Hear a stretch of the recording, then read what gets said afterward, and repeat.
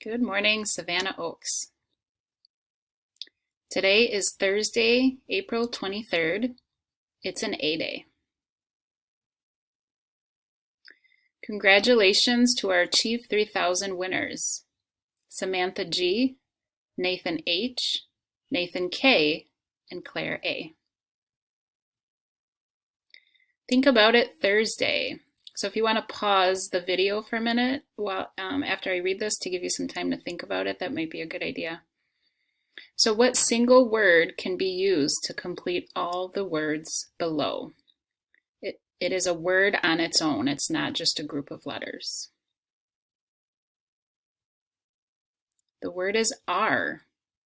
So if you put the word are into each one of those words, you get dearest, parent, career, and stare. Your digital instruction tip of the day is to check your email. Many of your teachers are emailing you. They want to hear back from you. We miss you guys. So please, if you have emails from teachers or staff that you have not responded to, please take a minute to do that. Now it's time for the pledge.